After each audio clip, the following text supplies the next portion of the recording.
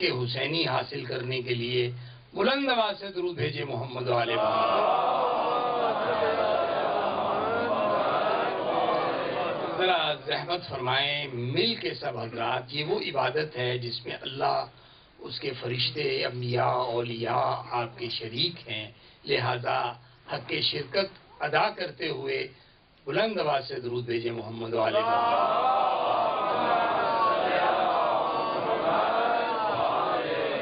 بس آپ کی توجہ کے لیے 2-4 اشعار اور پھر 2 اعلان، آپ کی زحمت تمام۔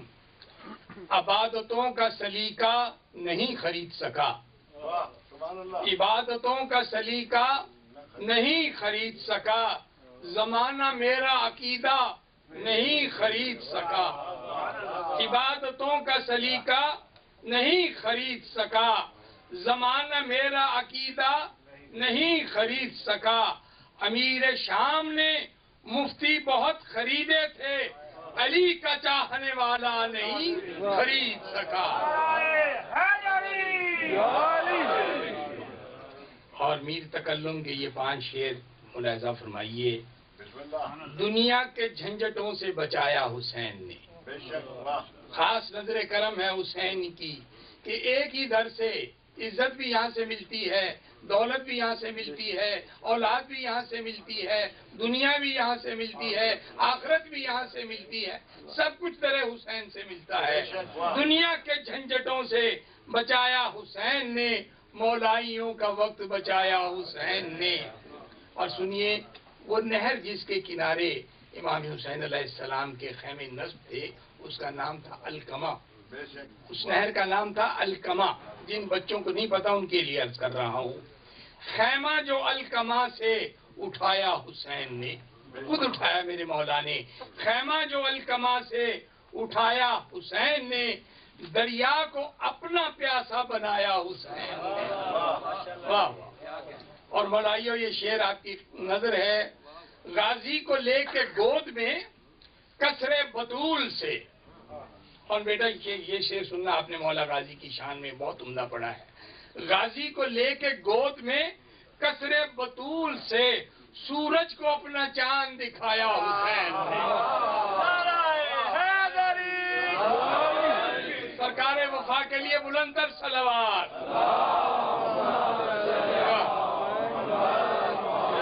پھر پڑھتا ہوں۔ غازی کو لے کے گود میں کثر بطول سے، سورج کو اپنا چاند دکھایا حسین نے۔ پیاسوں میں کوئی کہتا نہیں مجھ کو پیاس ہے، پیاسوں میں کوئی کہتا نہیں مجھ کو پیاس ہے، کیا گھول کے نہ جانے پلایا حسین نے۔ پیاسوں میں کوئی کہتا نہیں مجھ کو پیاس ہے، کیا گھول کے نہ جانے پلایا حسین نے۔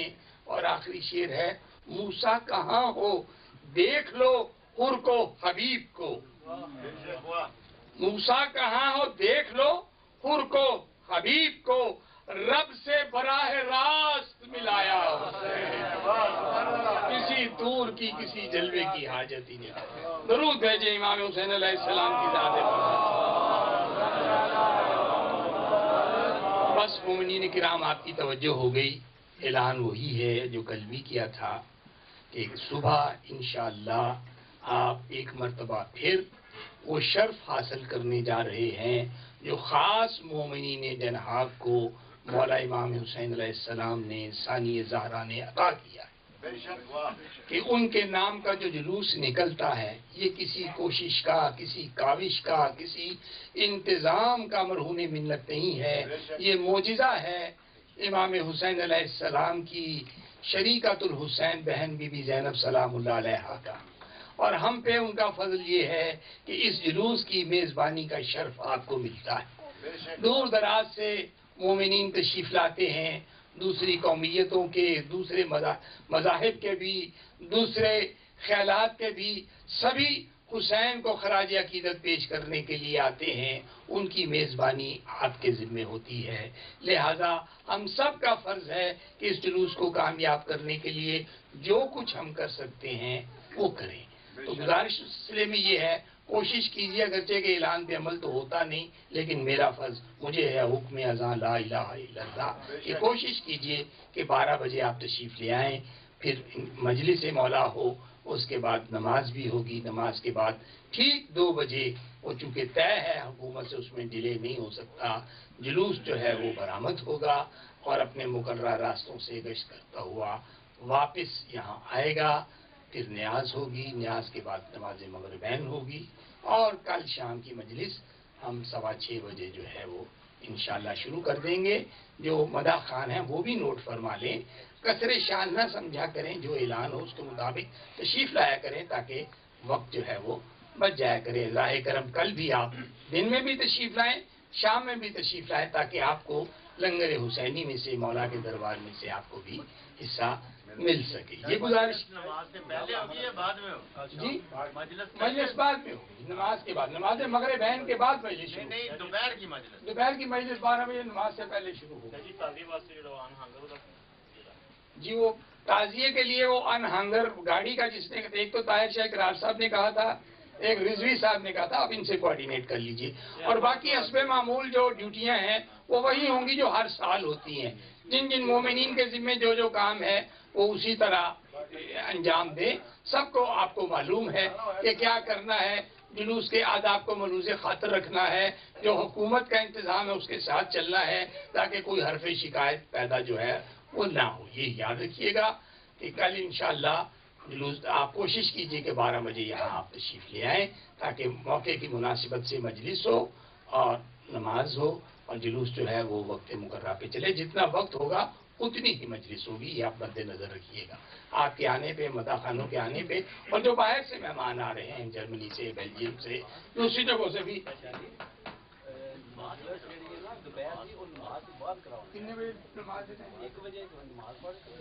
چلیں آپ تشریف لائیے گا، یعنی جب تک نماز کا ٹائم نہیں ہوگا ہم جو ہے وہ اپنا کریں گے، سوز خوانی کریں گے، پڑھیں گے مومنین، یہ نہیں کہ خالی چھوڑیں گے، اور جب نماز کا وقت ہو نماز کے بعد قبلہ صاحب پڑھیں گے اور پھر ہم جلوس نکال لیں گے موقع کی مناسبت سے، اسی لیے میں نے عرض کیا ہے۔ یہ نہیں ہے کہ نماز پیچھے رہ جائے گی یا مجلس پیچھے رہ جائے گی، انشاءاللہ ساتھ ساتھ کریں گے، مولا کی عزاداری ہے۔ جی جو مہمان دور سے آتے ہیں بیلجیم سے یا روٹرڈیم وغیرہ سے، ان کے لنگر کا جو ہے نا پہلے میزبان حضرات کو انتظار کرنا چاہیے کہ جب وہ مسجد میں آ جائیں پہلے ان کو لنگر کرائیں۔ جی انشاءاللہ ایسے ہی ہوگا۔ پہلے بھی یہی اپیل کرتے ہیں کہ جو باہر کے مہمان ہیں انہیں ذرا پہلے موقع دیجیے گا، کیونکہ انہیں جانا ہوتا ہے کہ وہ لنگر حسینی تناول فرما لیں۔ ہم تھوڑی دیر انتظار بھی کر سکتے ہیں، انہوں نے چونکہ جانا ہوتا ہے، مستورات اور بچے ساتھ ہوتے ہیں، لہذا یہ اپیل کل بھی کریں گے، آج بھی کر رہے ہیں، ہمیشہ آپ کرتے ہیں، اس میں ذرا مزید تھوڑا سا تعاون کیجیے گا۔ اور اب تعاون کی اپیل یہ ہے کہ تھوڑا تھوڑا سا آگے تشریف لے آئیں، پیچھے ذرا جگہ کم ہو رہی ہے۔ بڑی مہربانی، جزاکم اللہ خیرات، تشریف لے آئیے، تھوڑا تھوڑا سا آگے ہو جائیے تاکہ بعد میں آنے والے حضرات جو ہیں وہ آرام سے بیٹھ سکیں۔ اور دوسری گزارش کل بھی میں نے کی تھی کہ جو حسینی مشن کے خزانچی ہیں، فائنانس سیکرٹری ہیں جناب عطر علی کاظمی صاحب، وہ آپ کے تعاون کے منتظر ہیں۔ آپ اپنے واجبات، آپ اپنا چندہ، آپ اپنا عطیہ، آپ اپنی نظر نیاز جو ہے وہ انہیں دے دیں، وقت پہ دے دیں۔ وہ انشاءاللہ مجلس کے بعد دروازے پہ کھڑے ہوں گے اور آپ کا فرض ہے کہ آپ اس میں ذرا جتنی جلدی فرمائیں گے انشاءاللہ اس میں اتنی بہتری ہوگی۔ مولا امام حسین علیہ السلام آپ کی توفیقات میں اضافہ فرمائیں اور سوائے غم حسین کے کوئی غم نہ دے۔ بلند آواز سے درود بھیجیں محمد و آل محمد، اللہم صلی علی محمد و آل محمد۔ اب میں سپاسگزار ہوں خدمت عالی اقدس حضرت مولانا سید سجاد حسین نقوی صاحب مدد اللہ علی کے کہ حضور رونق افروز ممبر ہوں اور اپنے بیان عالی سے ہمیں مستفیض فرمائیں۔ آپ سے گزارش ہے کہ آپ بلند آواز سے درود بھیجیں۔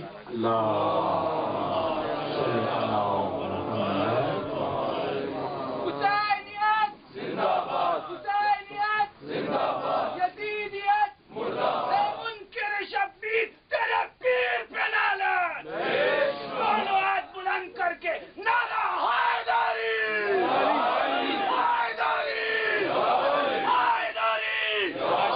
ماشاءاللہ سارے حضرات مل کے میرے اس نعرے کا جواب دیجئے۔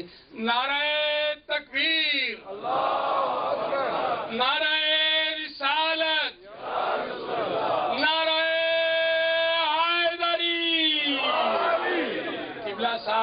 سال کے بعد اسی امام بارگاہ میں دوسری مرتبہ عشرہ محرم سے خطاب فرما رہے ہیں.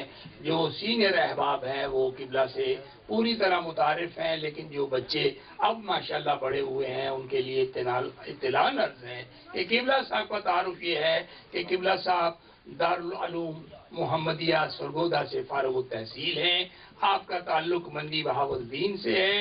کئی برس قبلہ درس آل محمد جو فیصل آباد میں مبلغ اعظم مولانا محمد اسماعیل نے بنایا تھا اس کے آپ پرنسپل رہے ہیں.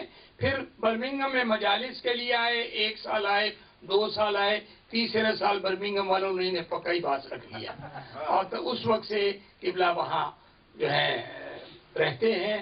اور الحمدللہ آپ کا شمار یورپ کے سینئر ترین علماء میں ہوتا ہے.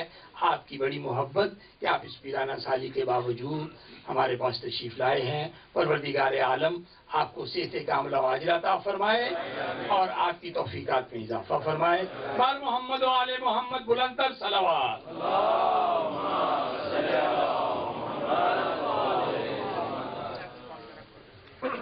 پر محمد والے محمد بلندر صلوات.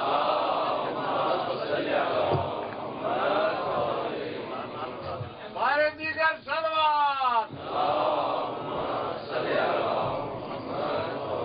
پر محمد والے محمد بلندر صلوات. رونق غم کا بہتنا عشق افشانی کے ساتھ ماشاءاللہ روشن ہے. رونق غم کا بہتانا عشق افشانی کے ساتھ یہ چمن سینچا گیا ہے خون سے پانی کے ساتھ. کیا حسینیت پھلی پھولی ہے آسانی کے ساتھ. سینکڑوں سر کٹ گئے ذکر قربانی کے ساتھ اور حق نمایاں ہو گیا قربانی شبیر سے. حق نمایاں ہو گیا قربانی شبیر سے. اڑ گئے پردے سرے زینب کی اریانی کے ساتھ. پر محمد و آل محمد بلندر صلوات.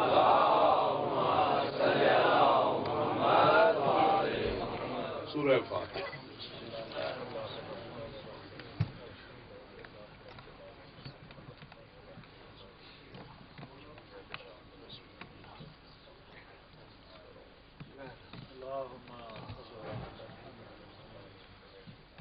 أعوذ بالله السميع العليم من الشيطان اللعين الرجيم.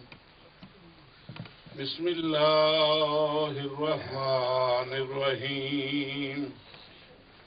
الحمد لله رب العالمين والصلاة والسلام على أشرف الأنبياء والمرسلين وآله الطيبين الطاهرين المعصومين الذين أذهب الله عنهم الرجس وطهرهم تطهيرا.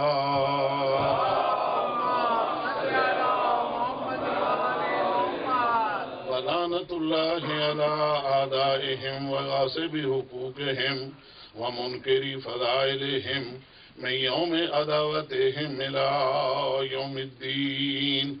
أما بعد فقد قال الله سبحانه وتعالى في كتابه المجيد وفرقانه الحميد وهو أصدق الصادقين وقوله الحق.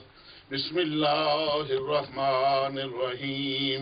وعد الله الذين آمنوا منكم وعملوا الصالحات ليستخلفنهم في الأرض كما استخلف الذين من قبلهم وليمكنن لهم دينهم الذي ارتضى لهم وليبدلنهم من بعد خوفهم أمنا يعبدونني لا يشركون بي شيئا ومن كفر بعد ذلك فأولئك هم الفاسقون.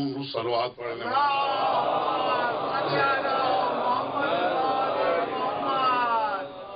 سب سے پہلے میں یہ دعا کرتا ہوں خلاق کائنات بے حق محمد و آل محمد آپ حضرات کی اس محنت کو معصومین کی بارگاہ میں مقبول اور منظور فرمائے.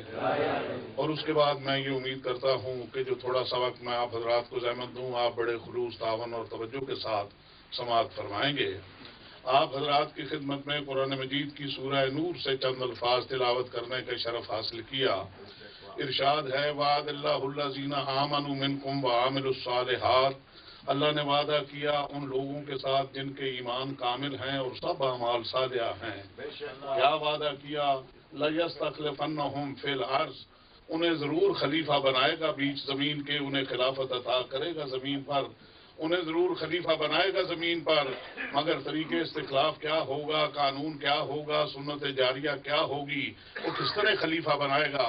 اللہ فرماتا ہے نہ قانون نیا ہوگا، نہ سنت جاریہ نہیں ہوگی، نہ طریقے استخلاف نیا ہوگا، بلکہ کما استخلف الذین من قبلہم، جیسا پہلی امتوں میں بنایا اسی طرح اس امت میں بنائے گا، جس طرح پہلی امتوں میں بنایا اسی طرح اس امت میں بھی بنائے گا۔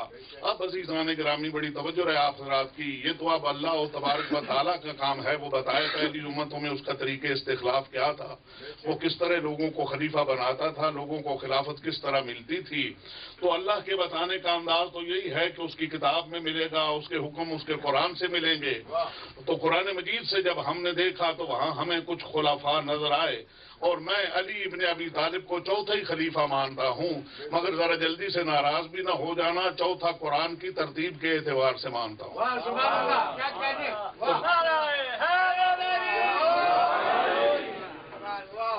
ایک صلوات پڑھنے بلند آواز سے محمد والے محمد۔ میں علی ابن ابی طالب کو چوتھا ہی خلیفہ مانتا ہوں، مگر وہ قرآن کی ترتیب کے اعتبار سے، قرآن مجید کی ترتیب سے سب سے پہلے خلیفہ حضرت آدم ہیں، دوسرے حضرت داؤد ہیں، تیسرے حضرت ہارون ہیں، اور چوتھے علی ابن ابی طالب، چوتھے علی ابن ابی طالب ہیں۔ میرا واجب الاحترام مجمع، اب آپ مجھے یہ فرمائیں کہ اللہ تبارک و تعالیٰ نے حضرت آدم کی خلافت کا ذکر بطور نمونہ قرآن میں فرمایا یا نہیں؟ حضرت داؤد کی خلافت کا ذکر قرآن میں آیا یا نہیں؟ حضرت ہارون کی خلافت کا ذکر قرآن میں آیا یا نہیں؟ جب تین خلیفے بطور نمونہ قرآن میں آ گئے، میں ایک درزی کو کپڑا دوں اور ساتھ اپنی یہ شیروانی دے دوں اور اسے کہوں مجھے اس شیروانی کے مطابق ایک شیروانی تیار کر کے دو، وہ اجرت طلب کرنے کا مستحق نہیں جب تک میرے دیے ہوئے نمونے کے مطابق مجھے مال تیار کر کے نہ دے گا۔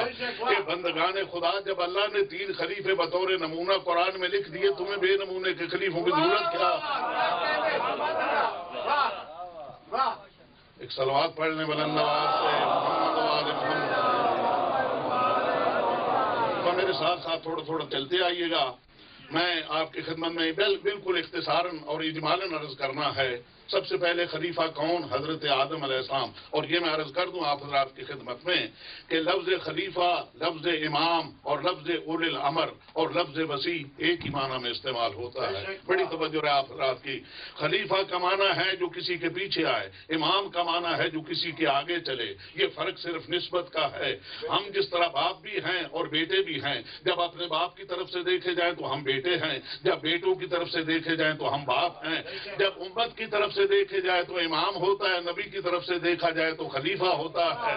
نبی سے آگے نہیں بڑھ سکتا، امت سے پیچھے نہیں رہتا۔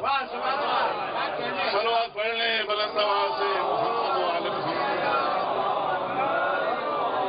ایک مرتبہ پھر صلوات پڑھ لیں بلند آواز سے محمد وآل محمد۔ بس اب میری طرف متوجہ ہو گئے عزیزان گرامی۔ سب سے پہلے خلیفہ کون؟ حضرت آدم علیہ السلام۔ اعلان کہاں ہوا؟ کس نے اعلان کیا؟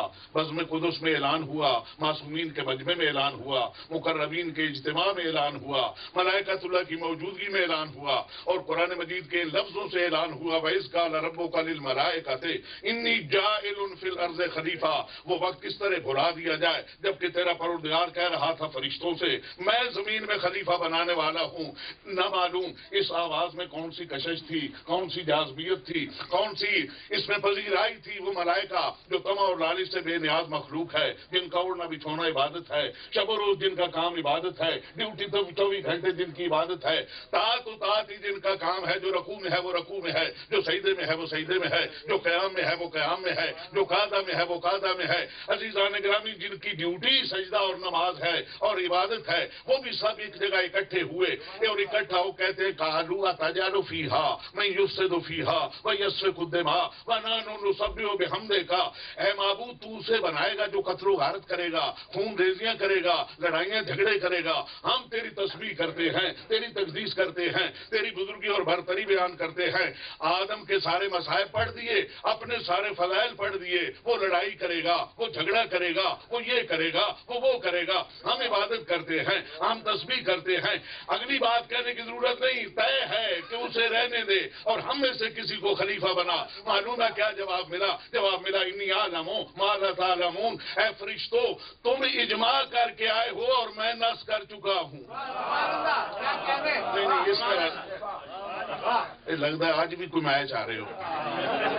ایک سلوات پڑھ لے بلند آواز سے۔